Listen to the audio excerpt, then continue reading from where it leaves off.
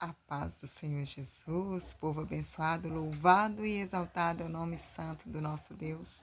Glória ao Pai, ao Filho e ao Espírito Santo de Deus. E como eu sempre digo, não se importe com os barulhos externos, porque a vida está acontecendo lá fora. Hoje a gente vai ler primeira carta de Coríntios, capítulo 4. Louvado seja Deus. Os outros capítulos já estão gravados aí. Tem uma playlist, é só você assistir lá. Teve um inscrito que falou para a gente ler a carta de Hebreu, a gente vai ler sim. Vamos ler, só finalizar as cartas de Coríntios e vamos ler as cartas de Hebreu. As cartas que Paulo escreveu para os hebreus. Vamos fazer um pequeno momento de oração, louvando e bendizendo nosso Deus por mais esta oportunidade de vida. Pai, sim, nosso Pai, aqui estamos, Deus, para louvar e bendizer o Teu nome,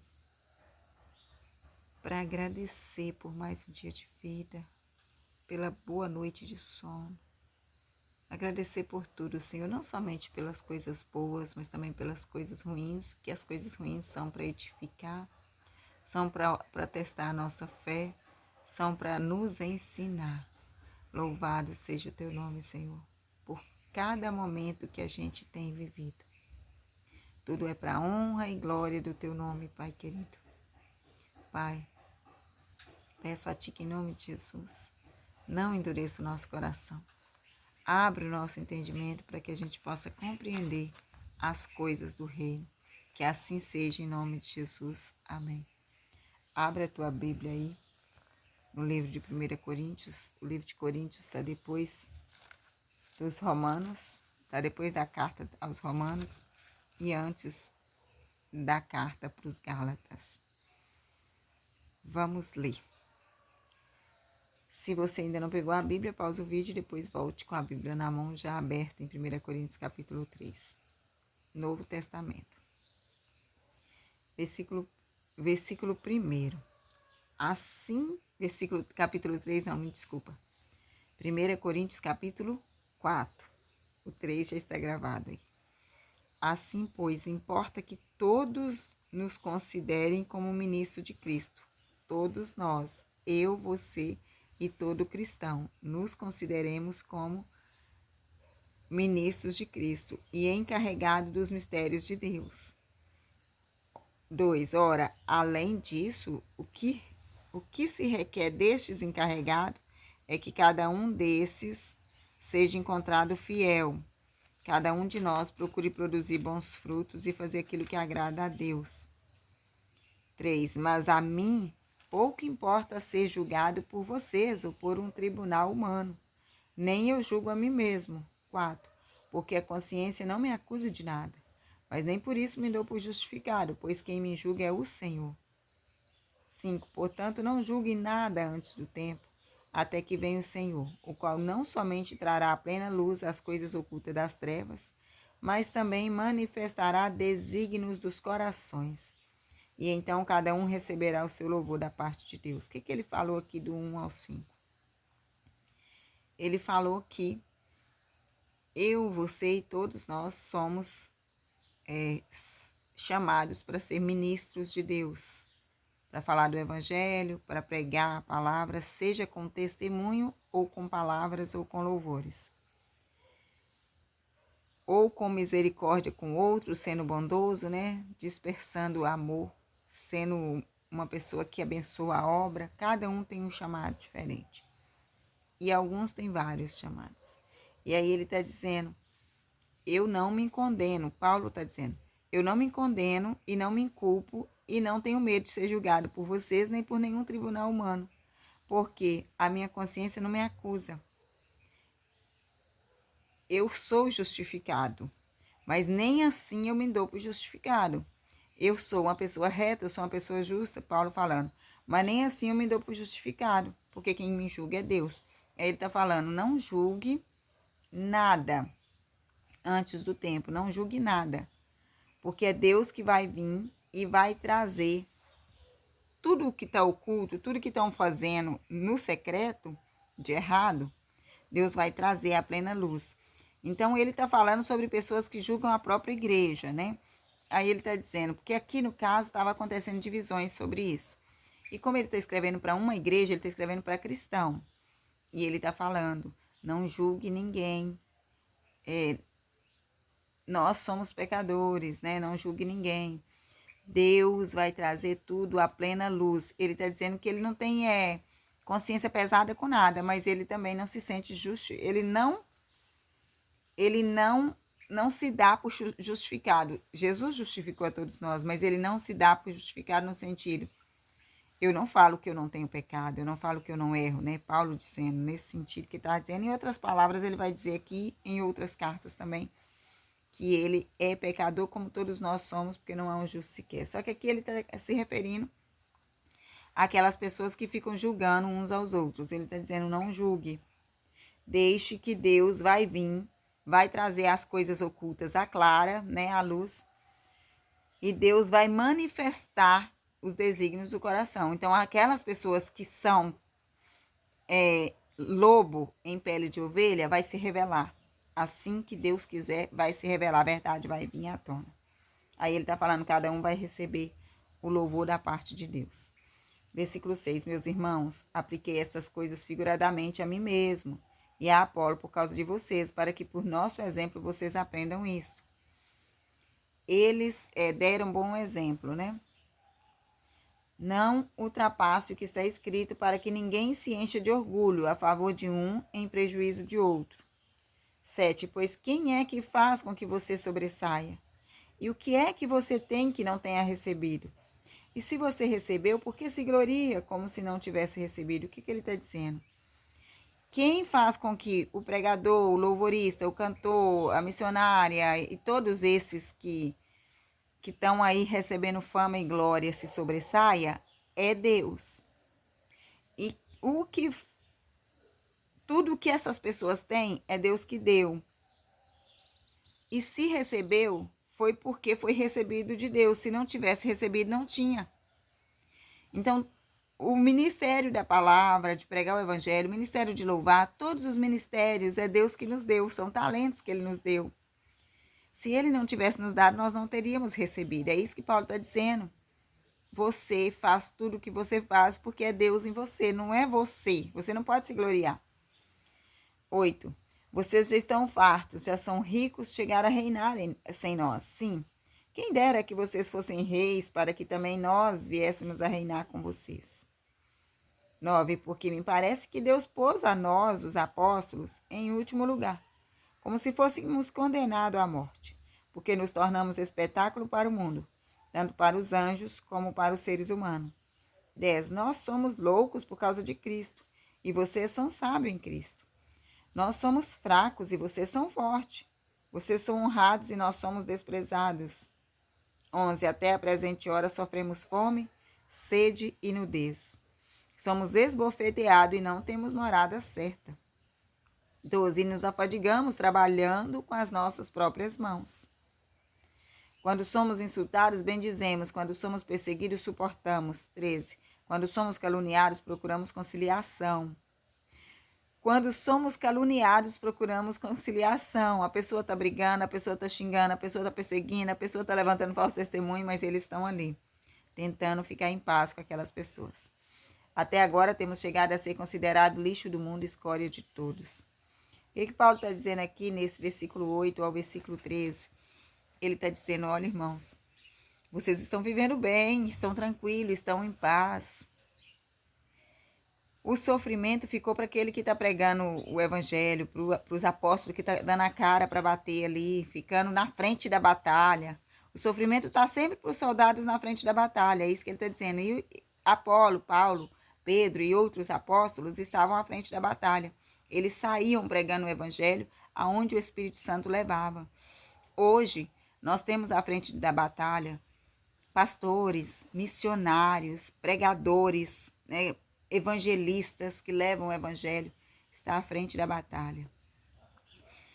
Ainda no Brasil, nós não somos castigados por ser cristão. Mas no mundo aí, há alguns lugares que não se pode cultuar em público, tem que ser no escondido, em sigilo. E aqui, Cristo não era permitido pregar abertamente em alguns lugares. Foi dado a eles liberdade, mas em alguns lugares eles não podiam, tanto que Paulo foi preso, o apóstolo Pedro foi preso e muitos outros foram presos, porque não era permitida essa liberdade de falar do amor de Deus. E isso sobrava para os apóstolos. A prisão, ser caluniado, ser perseguido, sobrava para eles. Não que eu, cristã, que não prego o evangelho, por um exemplo, não é o meu caso, para a honra e glória do Senhor, Deus me usa para falar do amor dele através da palavra, não somente nas redes sociais, mas quando ele me leva numa visita, né, hoje, para a honra e glória do Senhor, Deus está me conduzindo a fazer isso. Então, para a honra e glória do Senhor, ele tem me usado para levar o evangelho. Mas tem pessoas que elas não levam o evangelho, a função delas, elas não têm medo de, elas não têm coragem e não têm esse chamado. Algumas têm chamado, mas não vai. Por que que não vai? Não vai por causa disso. Tem medo do que vai vir? Não. Se Deus te chamou para levar o evangelho, para falar da Bíblia, se ele te converteu na palavra, é porque ele quer que você fale isso para os outros. E se ele quer que você fale, vai. Porque quem sustenta é ele. Ele fala para Josué, vai na tua força. Não foi eu que te enviei? Então eu e você temos que ir na nossa força, porque Deus enviou. E a gente tem que aproveitar mesmo, enquanto não é impedido de pregar o evangelho aqui na minha cidade, não é impedido de pregar o evangelho no meu estado, no meu país. Não é impedido de pregar o evangelho hoje ao nosso redor, para a honra e glória do Senhor. Então a gente tem que fazer isso e deve. E aqui Paulo está dizendo que eles são a escória do mundo, eles são o lixo do mundo. No caso dele, ele estava dizendo do que eles viviam ali. Hoje não, para a honra e glória do Senhor, nós temos o nosso espaço, que muita gente fica falando aí que ele é pequeno, mas ele não é pequeno. Na rede social, alcança o mundo a rede social. E não é impedido de pregar o evangelho. Então, você pode pregar o evangelho na rede social. Você pode pregar o evangelho para as pessoas que estão próximas de você, dentro da tua casa, na tua rua, no teu trabalho, na tua escola. Então, tem como pregar o evangelho aonde você colocar a planta dos pés. Então, hoje você não está sendo escória do mundo, não. Porque, na verdade, hoje, eu e você não estamos sendo perseguidos de maneira nenhuma. Porque a nossa perseguição é individual. É um irmão ali da igreja que não consegue ver a nossa... não consegue lidar com a gente. E aí eles perseguem. Não é porque a gente fez alguma coisa para eles, é porque eles perseguem. Não sei. Eles simplesmente perseguem. Eu não sei qual é o motivo, né? Mas não precisa da gente se entristecer. A gente tem que fazer como Paulo falou aqui. Quando somos caluniados, procuramos conciliação. Quando somos insultados, bendizemos quem nos insultou.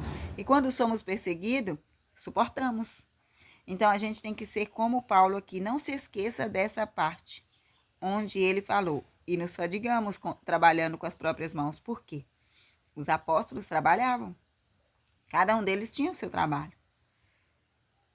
Eles não ficavam sem trabalhar. Paulo fazia tenda. Mas eles trabalhavam. Olha ele dizendo mais uma vez aqui, que eles se afadigavam com o trabalho da própria mão. E o trabalho da própria mão dele não era a obra, porque a obra não era com a própria mão dele. Era o Espírito Santo que fazia. E ele deixa bem claro que quem fazia era o Espírito Santo. Ele deixa bem claro aqui quando ele fala que todo mundo se sobressai por causa de Deus, todo mundo recebe de Deus, e se tem é porque Deus deu. Ele fala aqui no versículo 7. Então, ele estava se referindo ao trabalho da mão dele. Então, ele trabalhava com as próprias mãos para ter o próprio sustento.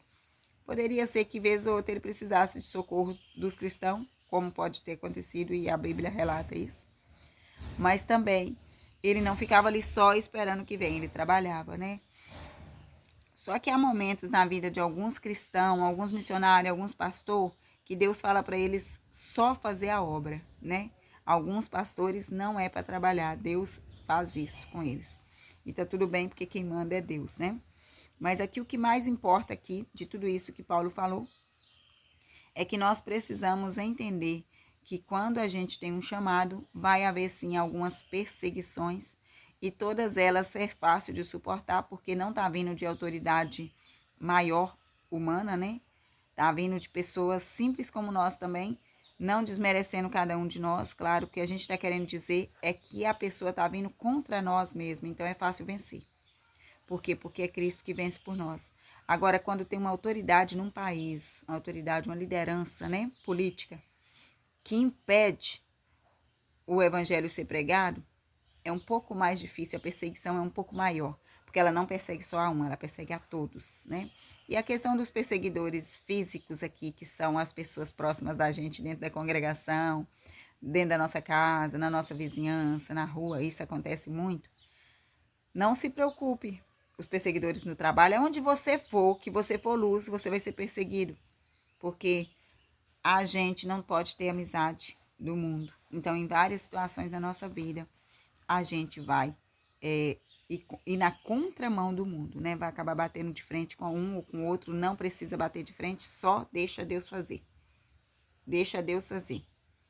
Se Deus ministrou o teu coração falar, fale. Se não, revele-se a Ele, Jesus. Revele-se a ela. Limpa o coração, purifica, restaura. Faz acontecer. Porque é assim que a gente lidar com perseguidores. Como Paulo fez aqui. Jesus ensinou, orai pelos que vos perseguem. Se o teu inimigo bater na tua porta e te pedir ajuda, ajude-o. Então Jesus fala, se você ama o teu amigo, que recompensa você vai ter? Você tem que amar os seus inimigos. Então, independente de quem te persegue, deixa eu te falar, não é para colocar a causa na mão do Senhor, igual muitas pessoas falam, que Deus tome conta. Não, não é assim.